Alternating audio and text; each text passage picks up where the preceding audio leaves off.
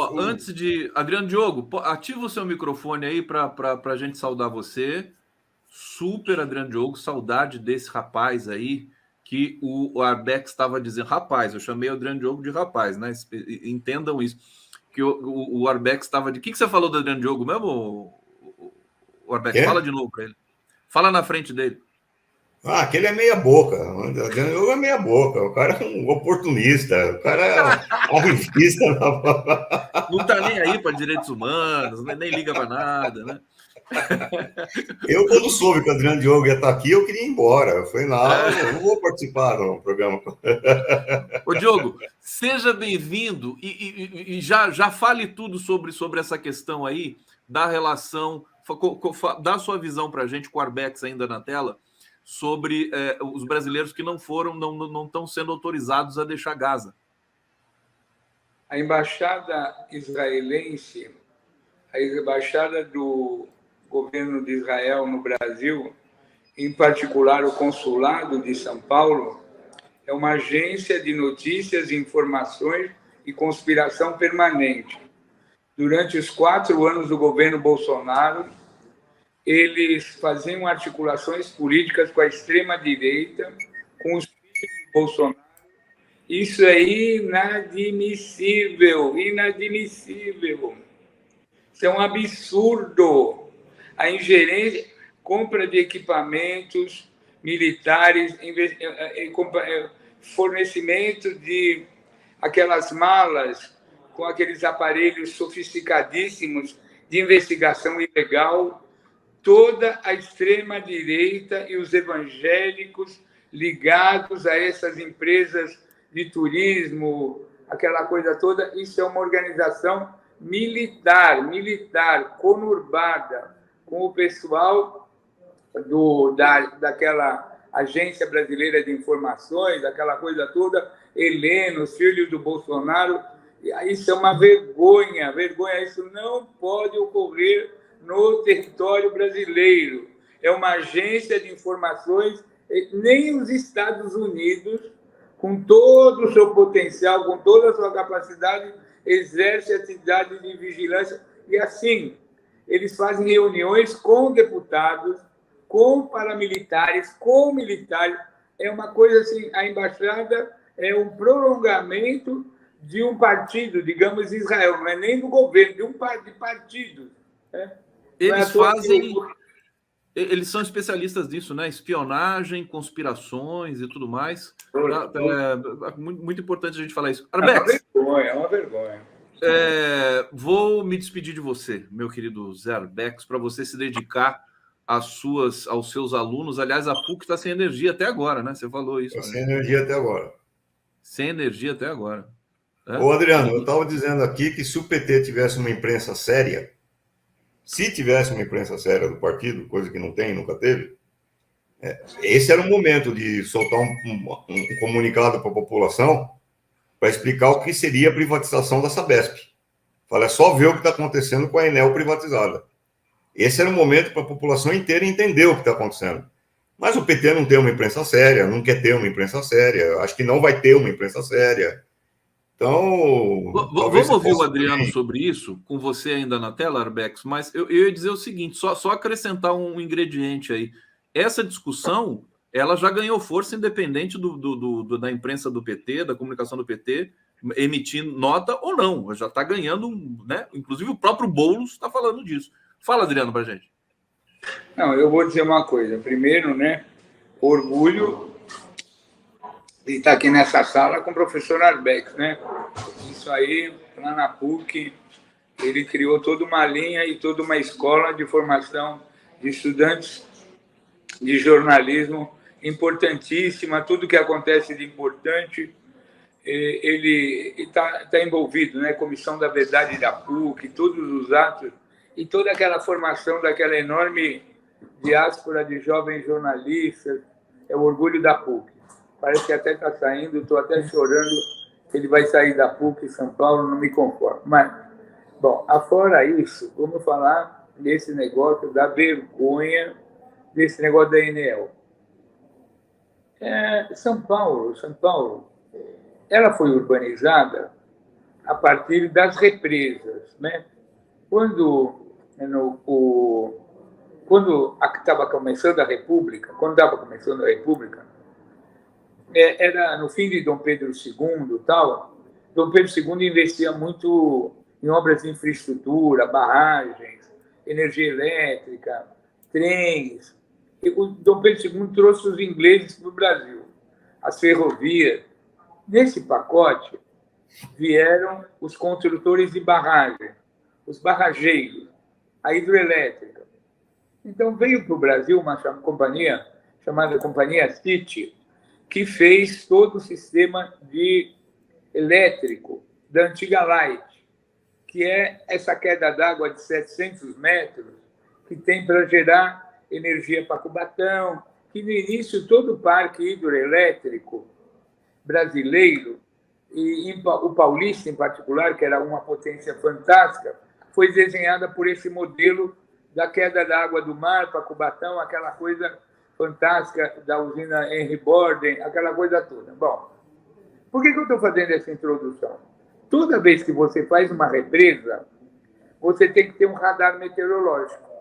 Porque a represa, ela evapora a água, concentra uma quantidade enorme de nuvens e lá é que começa as tempestades. Então, quem comprou o primeiro radar meteorológico do Brasil foi a Light. Lógico que depois vieram os governos, né, o governo do Estado de São Paulo, porque quando acabou a ditadura, o Montoro nomeou para prefeito de São Paulo Mário Covas. No primeiro fim de semana do governo Mário Covas, deu uma chuva em São Paulo, 2 dias. Era sábado e domingo, inundou de uma forma. Mário Covas entrou em desespero, porque ele era engenheiro. Ele falou, porra, mas ninguém me protegeu. Onde está o sistema elétrico? Onde tem previsão de chuva? Onde estão os radares? Então, ele criou, na Prefeitura de São Paulo, o Sistema de Defesa Civil. Esse Sistema de Defesa Civil foi, depois, levado para a Constituição. Então, São Paulo tem o melhor serviço de defesa civil do Brasil. Vocês sabem o que foi reduzido o Sistema de Defesa Civil da cidade de São Paulo? Que era uma coisa fantástica, com aquele radar de Itaiaçupeba, que o DAE comprou, o Departamento de Águas e Energia Elétrica, porque lá em Itaiaçupeba, na região de Mogi das Cruzes, também tem aquelas barragens de cabeceira do rio Tietê. Muito bem. Então, o que acontece? Toda chuva tem previsibilidade. Então, a ANEEL, que veio depois da Light, veio a Eletropaulo, depois da Eletropaulo foi... O Maluf privatizou, piorou a Light, virou Eletropaulo, né? O cara pôs até o nome dele na companhia de energia, imagina. Mas isso é um controle dos mais rigorosos do estado de São Paulo. Não tem gota de chuva, não tem previsão de chuva. E a Enel, a única coisa que a Enel tem que fazer, além de distribuir, é prever catástrofes. Por isso que São Paulo é dividido tudo por bacias hidrográficas. Pois bem, vocês sabem onde está o Departamento de Vigilância Civil, Defesa Civil da Prefeitura de São Paulo? Virou uma subseção da Guarda Civil Metropolitana. Funciona no pé de... Quer dizer, a Defesa Civil virou Defesa Militar. Imagina. É uma subseção. E vocês sabem como é que funciona na subprefeitura a Defesa Civil? O vereador que indica o subprefeito indica o cara da Defesa Civil, que nunca leu o mapa hidrográfico, nunca leu uma curva de chuva. Então, pessoal, nós estamos na roça... Essa Enel, isso aí é a coisa mais picareta que existe no mundo. Não tem alguém no estado de São Paulo que é servido por essa Enel que tenha qualquer grau de satisfação. Porque qual foi a primeira coisa que a Enel fez? Acabou com a tarifa social. Acabou com a tarifa social. E quando você acaba com a tarifa social, que a população mais pobre acessa a energia elétrica, o que vem? Vem a gambiarra. Então, aqueles emaranhados de fios, todos entrelaçados, todas aquelas gambiarras que tem na periferia, que o povo não aguenta pagar a taxa de luz. Então, isso dá enormes curtos-circuitos, que depois que o sistema entra em colapso, você não junta mais, que é o que vai acontecer com a água. São Paulo tem 30% da população que tem tarifa social de água. Se você, porque o erro dos meninos aí da Sabesp, o erro é dizer assim, não, nós vamos privatizar a Sabesp. Não é nada de privatizar. Eles não querem privatizar a Sabesp. Eles querem privatizar a água. A água. Não é a Sabesp, porque em São Paulo, Paraná, Rio Grande do Sul, tem um aquífero Guarani. O aquífero Guarani, uma grande empresa multinacional soltou na Copa do Catar uma água mineral chamada, não posso falar, que senão vai coisa de empresa, não posso falar. Soltou uma água mundial. Ela é a água mais desmineralizada do mundo. Mesmo a água com gás, você via na Copa todas as imagens dos jogadores tomando aquela água mineral. O que é isso? Essa empresa multinacional, que é a maior companhia mundial de fabricante de refrigerantes isotônicos, achocolatados, suco, o que você puder imaginar, por que ela quer a água de São Paulo? Porque ela vai pegar o serviço de água, né? Vai privatizar, vai, mas ela quer o aquífero Guarani. Que você furou 2, 3 poços artesianos do aquífero Guarani, você pode produzir água para exportar para a China, para o Oriente Médio, para o Japão, para onde você quiser. Então, o Brasil tem grandes aquíferos. Tem o Guarani e lá na Amazônia tem o Alter do Chão. Né? Isso é o Maná. Então, o que vai ser privatizado, que nem quando você privatizou o sistema elétrico, o que você privatizou? No Brasil, a única forma de geração de energia elétrica é a hidrelétrica. E como é que você privatiza a hidrelétrica? Você pega o rio e pega a barragem. Você é dono do rio. Você é dono de todas as usinas do Rio Paraná, do sistema Paraná, que vai até Foz do Iguaçu, que lá tem a Itaipu. Então, você privatizar o sistema elétrico e as águas, porque as águas, imagina você, os franceses vieram para o Brasil através de um cozinheiro aí e tal, eles compravam água de município. Então, compraram Água Prata, Água São Lourenço, a Perrier entrou pesado no Brasil. A Perrier entrou. Aí os americanos perceberam, falaram, não vamos comprar sistema municipal, nem companhia de distribuição, nós vamos comprar a água, o recurso água. Porque hoje a água no mundo vale igual ou mais do que o petróleo. Vocês pensam que só tem navio tanque petroleiro vagando pelos mares? Não. Tem enormes navios, tanques de água percorrendo os oceanos. Né? Imaginem vocês que os japoneses, eles puxam enormes blocos de iceberg do Polo Sul, derretem e fazem água mineral envasada, caríssima. Né? Então, a água mineral, o recurso água, quer dizer, a Enel, ela mostrou que ela não tem capacidade nem de ler, porque quando vai uma chuva, qualquer chuva que venha, no Rio Grande do Sul, um tornado, você tem que olhar o radar. O que é uma chuva dessas de fim de tarde, essa coisa toda? Eles chamam de ciclone extratropical. Então, forma aquela nuvem no Atlântico, ela vem para o continente e aí ela desaba. Você tem que calcular, você tem que avisar, você tem que... Meu querido Adriano, você deu uma aula aqui incrível. O Adriano, dentre outras coisas, é geólogo, né? Conhece muito bem essas questões.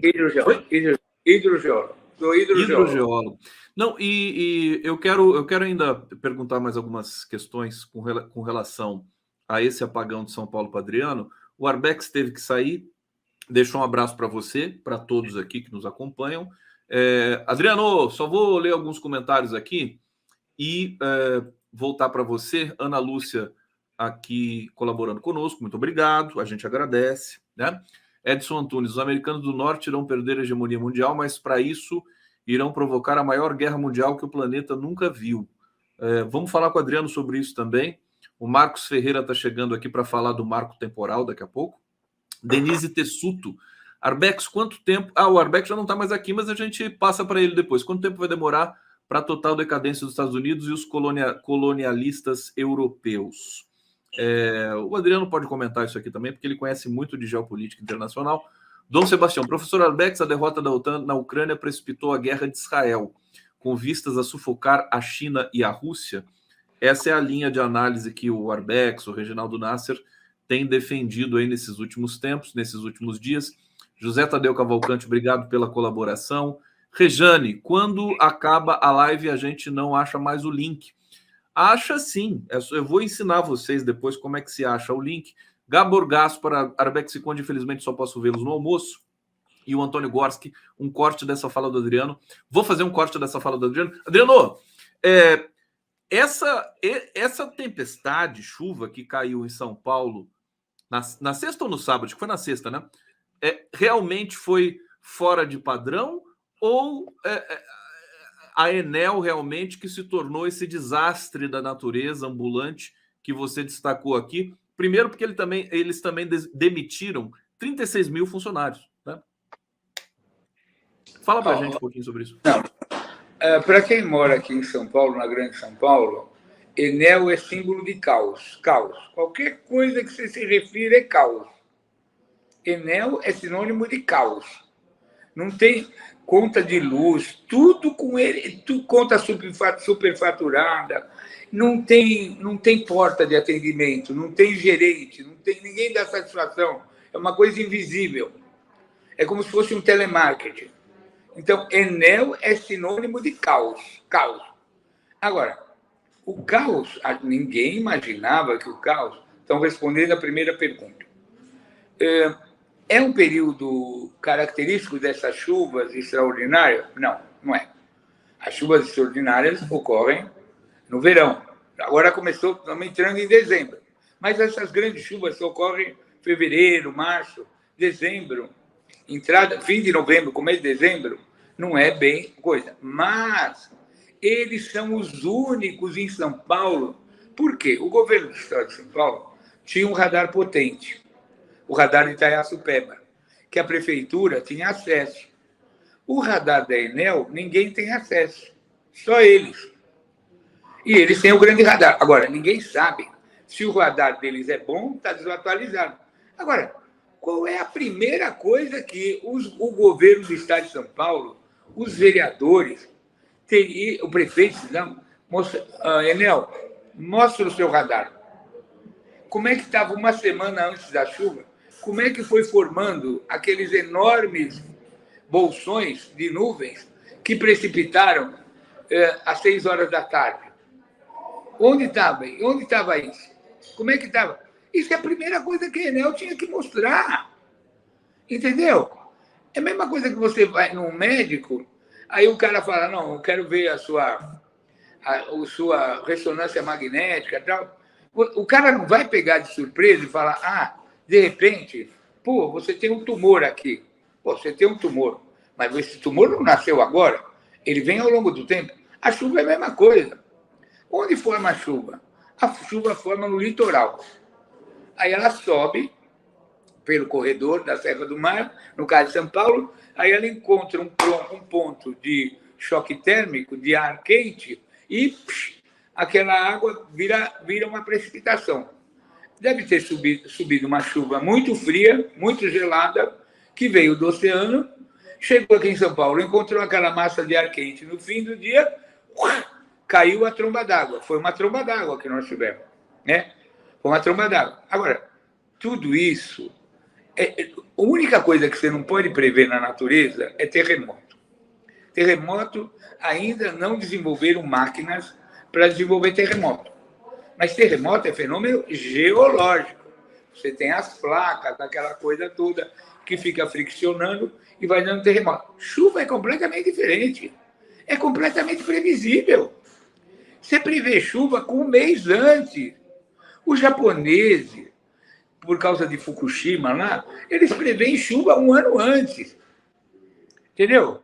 Agora, companhia elétrica de distribuição de energia, o primeiro, antes de comprar a mesa da secretária, o telefone, o computador, tem que ter o radar meteorológico.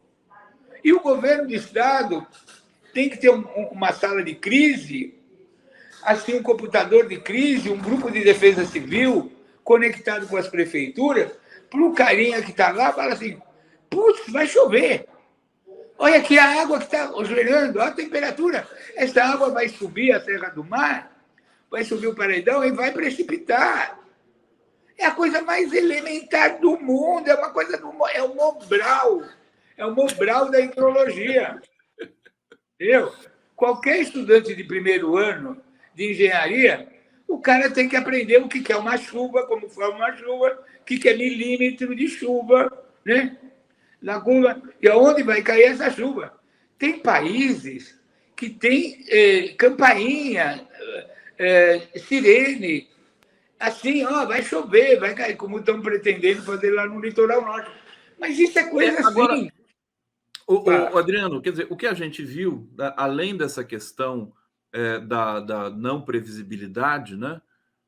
Porque a previsão do tempo até deu que ia chover, mas não deu que ia ser uma coisa assim tão violenta. Agora, também não sei se foi uma coisa tão violenta ou se a manutenção dessas redes estava muito precarizada e, evidentemente, a Enel... Agora, a Enel não quer indenizar as pessoas. Deixa eu receber aqui o Marcos Ferreira.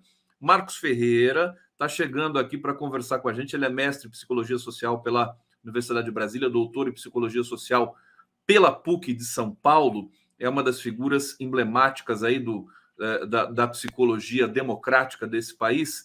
E hoje a gente está muito atento, Adriano, quero que você fale sobre isso também, com relação ao marco temporal, porque o Congresso hoje pode derrubar o veto do presidente Lula. Confere, Marcos Ferreira, e vocês estão numa mobilização para pressionar para que isso não aconteça. Seja bem-vindo, quero ouvir você e vamos para o debate. Então, a nossa preocupação é que está havendo muito silêncio na sociedade hoje com relação ao marco temporal. E há uma organização muito intensa e uma pressão muito intensa do agronegócio, dos setores mais conservadores da sociedade brasileira, para que seja derrubado o veto do nosso presidente Lula. O que acontece? Nós estamos percebendo que não há uma leitura adequada sendo feita em vários setores da sociedade. As pessoas acham que terra indígena está atrapalhando alguma coisa, não está. Algumas das questões que o Diogo está falando agora, por exemplo, essa questão das ventanias que teriam derrubado a luz em São Paulo, são consequência da mudança climática. As mudanças climáticas estão produzindo muitas alterações, por exemplo, nos ventos. E quem é o maior preservador do meio ambiente no Brasil? São os povos indígenas. São as terras que estão a cargo, estão sob os cuidados dos povos tradicionais brasileiros. Então, o que nós precisamos fazer? Nós precisamos ter clareza de que há um ganho para o Brasil com o marco temporal, há um ganho com o veto ao marco temporal, que o presidente Lula colocou, há um ganho para o Brasil pela manutenção e ampliação de terras no Brasil para serem cuidadas pelos nossos povos indígenas. E, incrivelmente, Conde, o que a gente percebe é que há uma construção em relação aos povos indígenas muito parecidas com as lógicas que estão norteando esses bombardeios hoje em Gaza. Né? Há uma deslegitimação da propriedade da terra pelos seus mais antigos proprietários que estão dividindo o solo que já era deles e agora vão perder mais terreno por essa investida de Israel. Então, nós precisamos dizer assim, é preciso parar com todas as animosidades todas as agressões que estão acontecendo hoje em Gaza, do mesmo jeito que nós estamos dizendo, nós não podemos deixar que os povos indígenas vivam uma situação que tenha qualquer similaridade com essa situação extrema que está acontecendo em Gaza hoje. Então, é preciso que nós digamos para o Congresso Nacional, nós digamos para o Pacheco, para o Lira, não vão derrubar esse veto, porque esse veto é salutar, é salvador para o Brasil. Marcos Ferreira, deixa eu passar para o Adriano Diogo. Eu queria que você falasse um pouquinho disso também, Diogo, do marco temporal, até porque e queria lembrar o Marcos Ferreira, que na sequência comenta mais uma vez, que se o Congresso derrubar o veto do presidente Lula, o STF entra em cena, ou não? Diogo?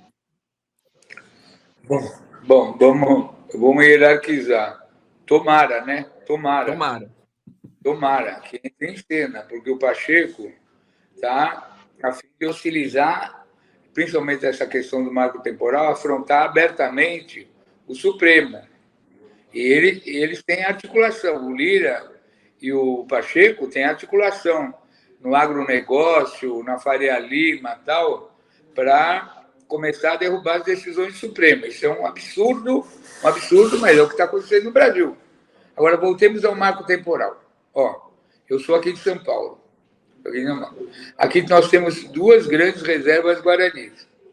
A da Serra da Cantareira, lá no Pico do Jaraguá, no pé do Pico do Jaraguá, e lá na represa de Parelheiros, na Capivari-Monos, os guaranis. Até no tempo da Marta, foi feita aquelas escolas indígenas de ensino de língua e tal.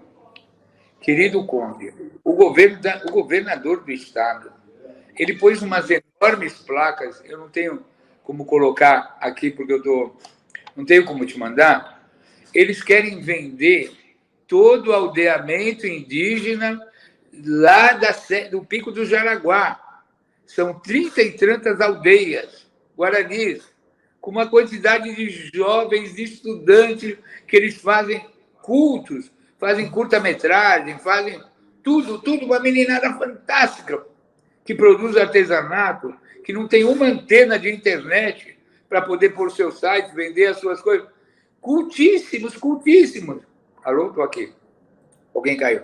Então, e lá na Capivari-Monos, lá na represa, lá em Parelheiros, você nem imagina. Eles têm escritores, eles têm tudo da cultura guarani. Afora falar de todo o nosso povo guarani que está no litoral, né? Então, o que acontece? Existe uma população indígena praticamente abandonada, miserabilizada, porque os guaranis da praia, né, e os outros aldeamentos, eles eram os antigos caiçaras.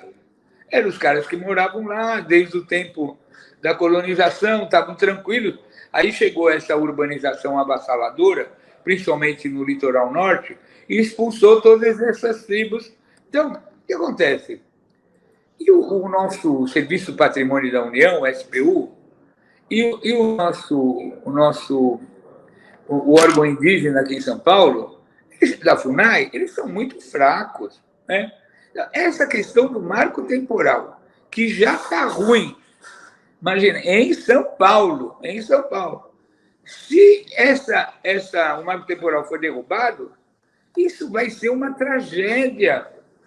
Porque todo aquele aldeamento indígena que tem no pé da Serra da Cantareira, aquilo vai virar a especulação. O governo do estado já pôs placas, outdoors enormes, anunciando futuros conjuntos habitacionais. Vai vender tudo para a iniciativa privada. Adriano, fora o que acontece ao redor do Brasil todo, que também tem situações parecidas, inclusive Santa Catarina, que é a questão do povo Xokleng, né, Marcos? Agora, deixa eu ouvir o Marcos mais uma vez. Qual que é a mobilização que a comunidade da psicologia, que você está integrado ali, Instituto Silvia Lene, Ana Bock, para quem a gente manda um abraço também, ela quase que veio aqui hoje, mas vai vir em breve para comentar também sobre isso e outras questões. Quais são as ações concretas, como é que é o monitoramento desse processo e o que pode vir depois, por exemplo, se o Congresso derrubar o veto do presidente Lula? Fala para a gente. Então, nesse momento, nós temos um comitê da psicologia contra o ressurgimento do marco temporal. Na nossa compreensão, quem tem autoridade para interpretar a Constituição é o STF, é o Supremo. Ele é que está constitucionalmente nomeado para interpretar a Constituição. Essa vontade dos parlamentares de quererem ser eles que interpretam e fazem leis para modificar disposições está errada. Para isso, eles teriam que ter sido eleitos como constituintes, para então alterar o sentido da Constituição. Eles não podem, por um projeto de lei regular, querer interferir numa interpretação do que seja a Constituição. E o que é pior, né? Eles estão fazendo uma cena de que estão sendo invadidos pelo STF. Aliás, o discurso tradicional do Bolsonaro, né? Que o STF está se excedendo, está fazendo não sei o quê. Eles usam esse argumento contra o STF para justificar aquilo que sempre foi feito e querem piorar o que sempre foi feito no Brasil, que é tirar a terra dos povos indígenas. Se a gente for perceber, a mesma situação que nós vivemos lá, estão conhecendo em Gaza mais cuidadosamente agora, de anos de hostilidade por parte dos israelenses em relação aos palestinos, essa história é a mesma aqui no Brasil. São anos de hostilidade com as populações indígenas. São muitas mortes. Nós não teremos tempo de ler os nomes de todos os indígenas, os caciques, que foram mortos na luta pela terra. Então, o que nós, na psicologia, estamos fazendo? Nós estamos querendo chamar a atenção para o fato de que essa é uma mesma face de um problema, é uma face de um mesmo problema que está se apresentando de outras formas. E as pessoas ficam tratando sempre, para nós, é importante compreender isso, que a sociedade trata cada uma das coisas como se elas fossem separadas. E elas não são. Há um projeto supremacista branco no Brasil. Você pode ver, você pega as fotografias das reuniões dos grandes ruralistas brasileiros, do agro, você vê branco. É um projeto de brancos atacando interesses dos povos indígenas e ainda argumentando, fomos invadidos pelo STF, então vamos reagir. Não, o que eles estão fazendo é o que eles sempre fizeram, é só pegar a história dessas pessoas que estão lá patrocinando essas iniciativas no Congresso Nacional para entender isso. Então, nós da psicologia estamos muito preocupados em dizer para os nossos colegas psicólogos e psicólogas, para os estudantes, professores, pesquisadores, que nós temos que enxergar mais longe nessa questão, não nos deixar envolver por um discurso revanchista, que parece ser revanchista por parte dos parlamentares em relação ao STF, e garantir todo o apoio ao STF, que é quem tem definição constitucional para ser o guardião das regras constitucionais. Então, você tem razão, Conde. Se alguém for lá derrubar, que eu estou acreditando que possam não derrubar, quero expressar, há uma mobilização na sociedade, nós vamos nos organizar, pressionar, para que não haja força suficiente para derrubar o veto. Agora, havendo esse risco de derrubar o veto, seguramente isso vai voltar ao STF. Mas, como o Adriano está dizendo, há um esforço que é muito amplo hoje do Congresso para virar a única referência do país. E nós precisamos dizer para o Congresso, nós queremos um Congresso forte, um Congresso independente, autônomo, mas que não queira virar o único poder. Que, se o STF o incomoda, vai lá e muda a regra. Se o Executivo incomoda, vai lá e muda uma regra. Não. Nós precisamos garantir a independência e o respeito entre os poderes e ter um comportamento republicano que inclui o respeito à Constituição, que tem garantia de terra para os povos indígenas. Marcos Ferreira, aqui no 11 News. Marcão, agradecer você pela sua participação aqui. Você veio fazer uma entrada especial e vai retornar aqui com frequência. Antes de me despedir de você, eu ainda sigo aqui com o Adriano. Daqui a pouco está chegando o Jorge Folena para a gente falar também de outras questões aqui, questões da GLO, que está sendo implementada, começou a ser implementada na segunda-feira em portos e aeroportos. Uma palavra final sobre o conflito em Gaza, Marcão, antes da gente se despedir. Como é que você está vendo e como é que a comunidade da psicologia está vendo esse genocídio? Então, né? Eu queria duas palavras, se você topar. Uma sobre o que o Adriano estava falando antes, que é consequência essa privatização dos serviços públicos, que é tratada como um benefício. E aí há essa coisa das demissões, mas só queria lembrar, o Adriano, que tem mais um problema, que é as demissões acontecem com as pessoas mais experientes que trabalhavam na prestação de serviços públicos. Então, nós temos várias situações onde não é que não tinha mais funcionário, tinha, mas eram pessoas que não tinham aquela experiência de 20, 30 anos de trabalho com um tema de interesse Aqui em Santa Catarina, Conde, quando houve aí uma privatização no tema de combustíveis, houve uma demissão de pessoas que trabalhavam cuidando aqui dos grandes tanques na região de Itajaí. E uma coisa que me impressionou na época é que um dos petroleiros demitidos era uma pessoa que todo mundo contou, nós fomos lá visitar e todo mundo comentava, imagina, demitir o fulano. Esse senhor, ele punha a mão numa parede, de 10, 15 metros de altura, que era um tanque enorme de combustível, e como mexia ali a parede, ele sentia, ele falava, o problema está na válvula tal. Ele tinha uma capacidade de diagnóstico de problemas que ninguém vai ensinar para ninguém, mas que é super importante de ser preservado nos trabalhadores do serviço público. Mas voltando, então, para a questão de Gaza, o que nós estamos sempre querendo lembrar? Nós queremos lembrar a sociedade brasileira a expressão de uma música do Milton Nascimento, que é assim: quem cala sobre o teu corpo concorda com a tua morte. Desculpa, eu usei errado aqui, vou repetir. Quem cala sobre o teu corpo consente na tua morte.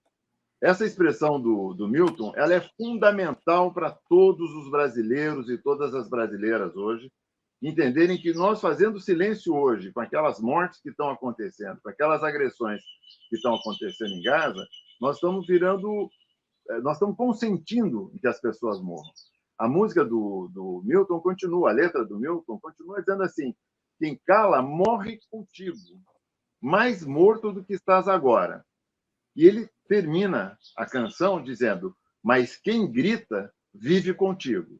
E é isso que nós precisamos saber. Nós precisamos saber que nós temos que gritar, temos que dizer que não, precisa parar essa agressão, para que a gente possa viver e viver com essas pessoas da Palestina que têm tanto direito quanto cada um de nós de ter a sua vida, ter o seu território, ter a sua soberania. E as manifestações no Brasil têm crescido, né? O Adriano Diogo participou da última na Paulista. Marcos Ferreira, agradeço imensamente sua participação aqui especial. Mais um pedacinho só para te dizer que nós tivemos uma linda manifestação aqui já há 15 dias em Santa Catarina, linda, com passeata em defesa do povo palestino, e tivemos no último sábado um lindo ato cultural muito bonito, com depoimentos de pessoas que são ligadas ao povo palestino. Muito obrigado, um abraço, prometo não pedir mais espaço agora. Obrigado, Marcos Ferreira. A gente segue aqui com o Adriano Diogo. Vamos para o nosso último bloco, Diogo. Queria que você falasse para a gente um pouco das eleições argentinas, porque você tem uma conexão muito forte com a Argentina, muitos amigos. Você esteve lá há pouco tempo atrás, trouxe uma caixa de cereja da Argentina, né? Fala ao risco, né? Continua havendo o risco. Teve umas idas e vindas ali nas pesquisas, e no próprio resultado, né? O Massa surpreendeu no primeiro turno e agora a gente tem basicamente um empate ali, né? Como é que você está vendo lá e dá um briefing para a gente das eleições lá? Bom, esse fim de semana vai haver um debate, porque lá o debate é promovido pela Justiça Eleitoral. Então, é um debate seríssimo, com regras rígidas, e o Massa sempre ganha no debate. Agora, o que está acontecendo lá? Tinha o Massa, né, que é o candidato da esquerda, do peronismo, e tinha dois candidatos de direita, a Brures e o Milei. De onde vem a força do Milei? Ele não tem um vereador, ele não tem um governador de estado. A força dele vem das redes sociais. Onde são feitas as redes sociais do Milei? Nos Estados Unidos. Por quem? Pelo grupo do Steve Bannon. Então, Milei é um cara poderosíssimo. Ele vem lá do trumpismo. Ele vem da extrema-direita americana. Ele não tem, como o Bolsonaro, milícias, ele não tem setores das Forças Armadas. Agora, ele não tem milícia, ele não está ligado às Forças Armadas, ele não tem base política. Então, como é que ele vai ganhar a eleição e por que ele vai ser tão poderoso? Ele quer ser tão poderoso anunciando a venda de órgãos para transplante, essa coisa toda. De onde vem a força dele? A força dele, essa força invisível, que agrupa milhares de lumpens, lumpen, jovens lumpens e tal, ele conseguiu juntar tudo que tem de pior na Argentina. O ex-presidente Macri, essa Burrich, que foi até montoneira no tempo de juventude, foi guerrilheira, peronista, montoneira, hoje é uma pessoa de extrema-direita. Ele juntou o agronegócio argentino, todas as forças de direita, e está com uma maioria de 4% a 6%. Perigosíssima. Perigosíssima. Lógico que o Massa, ele é o herdeiro desse governo Fernandes, da Cristina. Bom, ele é o meio herdeiro do peronismo. Bom, tem uma chance muito grande desse cara perder, do Massa perder. Se o Massa perder a eleição, para que o povo que está discutindo Palestina da hora que acorda, ele é um Netanyahu piorado. Repetindo, ele é um Benjamin Netanyahu piorado. Primeira coisa que ele quer fazer é romper relações diplomáticas com o Brasil. Romper com o Mercosul. Praticamente, ele vai querer decretar a guerra com o Brasil. Com o Brasil e com os brasileiros. Então, se os brasileiros adoram ir para a Argentina, tomar um vinhozinho, passear no Caminito, passear na Boca, ir naquelas casas de tango maravilhosas de Buenos Aires, aqueles restaurantes, acabou, mano. Acabou. Acabou. Ele quer declarar guerra contra o Brasil e contra os brasileiros. Então, se você é brasileiro, se você gosta da Argentina, se você gosta da democracia, escreva para os seus amigos lá, olha, cuidado com esse cara, com o Milei. Ele é um militarista louco, completamente louco. Né? O símbolo da campanha dele é a motosserra. Né? É um cara desprovido. Ofendeu o Papa Francisco, apontou o Papa Francisco. A vice-candidata à presidência da República, ela prometeu anistia a todos os militares envolvidos nos crimes da ditadura. E mais, falou que vai extinguir todos os direitos das Madres de Maio, das Abuelas de Maio. O Pérez Esquivel escreveu uma carta ontem à noite que ele nos mandou preocupadíssimo. Adolfo Pérez Esquivel, Prêmio Nobel da Paz da Argentina, com 94 anos.